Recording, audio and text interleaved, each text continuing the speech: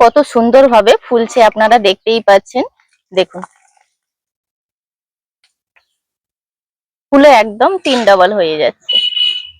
দেখুন, শুধুমাত্র 1 কাপ চালের আটা দিয়ে যে এত সুন্দর পাঁপড়গুলো কিন্তু 3-4 ডবল ফুলে যাচ্ছে, আপনারা দেখে বুঝতেই পারছেন। আর দেখুন কতটা মুচমুচে হয়েছে, হাতে দিলেই পুরো গুঁড়ো হয়ে যাচ্ছে। নমস্কার বন্ধুরা, আমার চ্যানেলে আপনাদের সবাইকে স্বাগত। আজকে 1 কাপ চালের আটা থাকলেই কিন্তু এত সুন্দর পাঁপড় আপনারা কিন্তু একদিনেই বানিয়ে নিতে পারবেন। কোনো রকম ছাঁচেরও প্রয়োজন নেই। চলুন কিভাবে বানাচ্ছি দেখে নেওয়া যাক। এখানে 1 কাপ মাপ করে নিয়েছি। দেখুন, আতপ চালের আটা 1 কাপ নিয়েছি। আতপ চালের আটা দিয়ে দিচ্ছি পরিমাণ মতন লবণ। কড়াইতে অল্প একটু জল দিয়ে দিচ্ছি, ঈষৎ উষ্ণ গরম করে নেব। আটার সঙ্গে লবণটা খুব ভালোভাবে মিশিয়ে নিচ্ছি। আঙুল ডোবানোর মতন কিন্তু গরম নিতে হবে। এই গরম জলটা দিয়ে আটাটাকে মাখিয়ে নেব। ঈষৎ উষ্ণ গরম জল নিতে হবে, না হলে কিন্তু খুব বেশি গরম নিলে এটা আঠালো ভাব চলে আসবে, সেক্ষেত্রে পাঁপড়টা বানাতে গেলে অসুবিধা হবে। ডোটা এখানে নরম করেই মাখাতে হবে। এই যে দেখুন, চালের আটার ডোটা ঠিক এরকম নরমই রেখেছি, হাতে লেগে যাবে ওইরকম ভাবেই কিন্তু মাখিয়ে নিতে হবে। দুটো প্লেট নিয়েছি, ছোট ছোট গ্লাস ঢাকনা দেওয়া প্লেটগুলো। ওপরে একটু তেল মাখিয়ে নিচ্ছি। এরকম একটা সিরিঞ্জ নিয়েছি, এই যে দেখুন,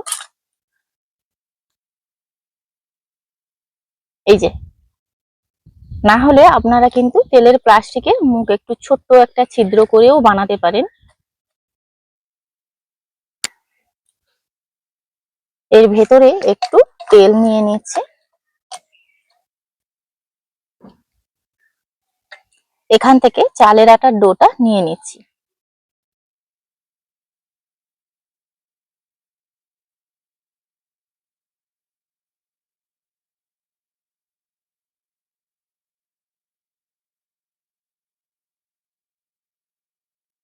এবার আমি মুখটা বন্ধ করে নেব।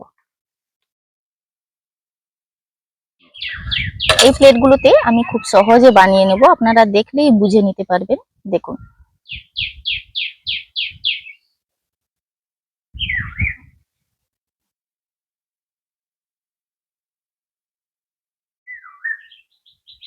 এইভাবে আমি প্রথমে গোল করে নিয়েছি।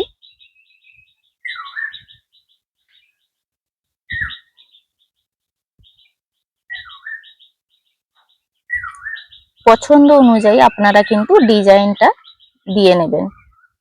যার কাছে যেমন সহজ ডিজাইন মনে হয় তেমনটা দিয়ে নেবেন। তো আমি আমার মতন করে ডিজাইনটা দিয়ে নিচ্ছি।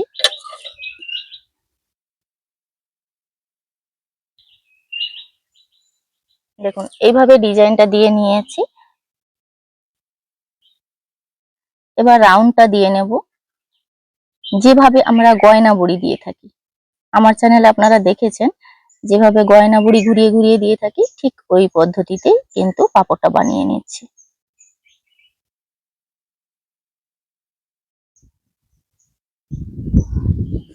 দেখুন, এইভাবে কিন্তু তৈরি করে নিয়েছি। এইভাবে আমি দিয়ে দিচ্ছি। একটা প্লেট বানিয়েছি, এটাকে আমি ঢাকা দিয়ে দিলাম। 30 থেকে 40 সেকেন্ড ভাপিয়ে নিলেই কিন্তু হয়ে যাবে। আবারও একটা ওইভাবে বানিয়ে আপনাদেরকে একটু দেখিয়ে দিই।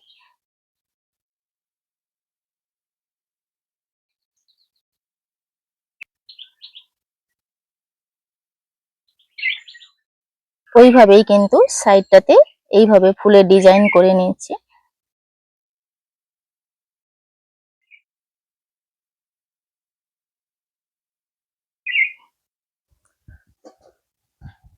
এটা বানাতে বানাতে এটা হয়ে গেছে।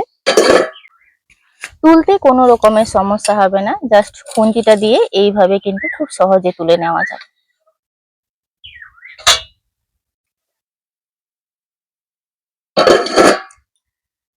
এইভাবে করে আমি ঝটপটি কিন্তু বানিয়ে নিচ্ছি। আপনারা মানে দেখতেই পাচ্ছেন খুবই কম সময়ের মধ্যে এগুলো বানানো হয়ে যাচ্ছে।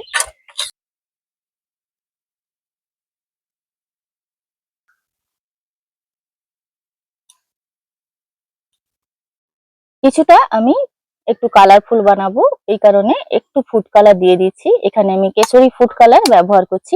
এটা পুরোপুরি অপশনাল, আপনারা না চাইলে কিন্তু এই কালারফুল পাঁপড়টা নাও বানাতে পারেন।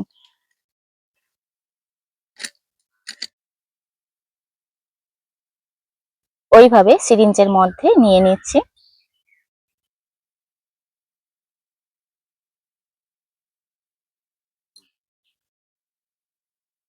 ওইভাবে আবারও কিন্তু মুখটা বন্ধ করে নিয়েছি। সমানভাবেই কিন্তু ওই প্লেটের মধ্যে দিয়ে নিচ্ছি।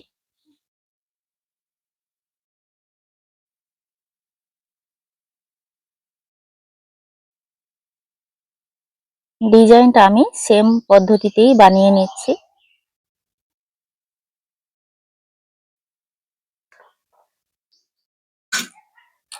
এইভাবে দিয়ে দিলাম। এখানে কিছুটা সাদা আর হলুদ মিক্স করে বানাবো বলে আমি কিন্তু সাদাটা আগে থেকে দিয়ে নিয়েছি। বাইরে শুধু ফুলের ডিজাইনটা হলুদটা দিয়ে বানিয়ে নিচ্ছি।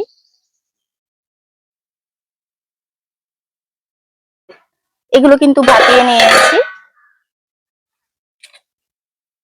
আর একটা থালার মধ্যে ওই যে কয়েকটা বানিয়েছি, এটাও ভাপিয়ে নেব।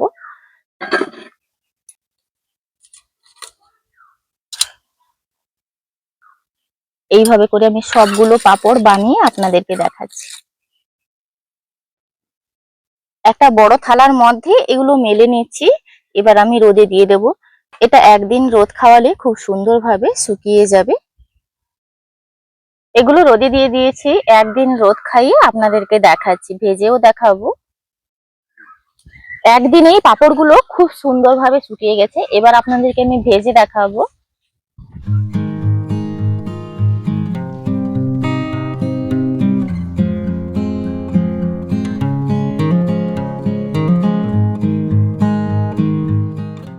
দেখুন পাঁপড়গুলো কত সুন্দরভাবে শুকিয়েছে, কালারটাও পুরোপুরি চেঞ্জ হয়ে গেছে। প্রত্যেকটা পাঁপড় কিন্তু এমন ভাবেই শুকিয়ে গেছে।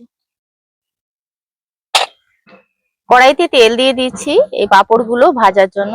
পাঁপড় বা পিঠে যে যেমন বলতে পারেন, কারণ কি এটাকে তেলে ভেজে নিয়ে চিনির শিরায় দিয়ে দিলে কিন্তু এটা সিরিঞ্জ পিঠে হয়ে যাবে। তেলটা খুব ভালোভাবে গরম হয়ে গেছে। এবার একটা পাঁপড় দিয়ে দিলাম। দেখুন কত সুন্দরভাবে ফুলে উঠবে, 3-4 ডবল হয়ে যাবে একটা পাঁপড়। দেখুন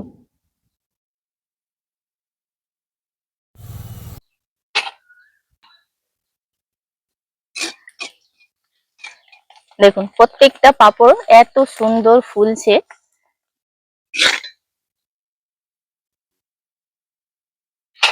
সবগুলো পাঁপড় কিন্তু ভাজবো না। তেল কিন্তু খুব বেশি গরম হলে আবার ওপরটাই শুধু পুড়ে যাবে, আর ভেতর থেকে কিন্তু হবে না, আর কমও ফুলবে। তো আপনারা দেখতেই পাচ্ছেন তেল কিন্তু মিডিয়াম গরম অবস্থায় পাঁপড়গুলো ভেজে নিচ্ছি।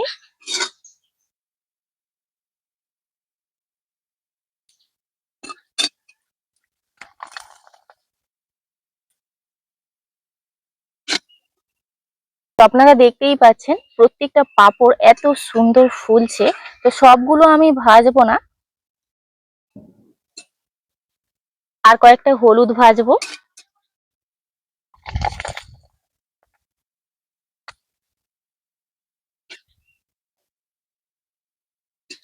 এই কয়েকটা ভেজেছি, আর কয়েকটা রেখেও দিয়েছি, পরে ভেজে খাওয়া হবে। আপনাদেরকে ভেঙে দেখাই। দেখুন শুধুমাত্র 1 কাপ চালের আটা দিয়ে যে এত সুন্দর পাঁপড়গুলো কিন্তু 3-4 ডবল ফুলে যাচ্ছে, আপনারা দেখে বুঝতেই পারছেন। আর দেখুন কতটা মুচমুচে হয়েছে, হাতে দিলেই পুরো গুঁড়ো হয়ে যাচ্ছে। তো আপনারা দেখলেন 1 কাপ আটা দিয়ে কত সুন্দর এবং সহজেই সিরিঞ্জ পিঠেগুলো বানিয়ে ফেললাম। এটা আপনারা ভাজার পরে চিনির শিরায় দিয়ে দিলে কিন্তু পিঠের আকারেও খেতে পারেন। আর আমরা যেহেতু মিষ্টিটা পছন্দ করি না, ওই কারণে পাঁপড়ের আকারে খাচ্ছি। ভিডিওটি এখানেই শেষ করছি, দেখা হচ্ছে পরবর্তী একটা নতুন পর্বে। ভিডিওটি ভালো লাগলে লাইক শেয়ার কমেন্ট করবেন। আপনারা সবাই ভালো থাকবেন, সুস্থ থাকবেন, সাবধানে থাকবেন।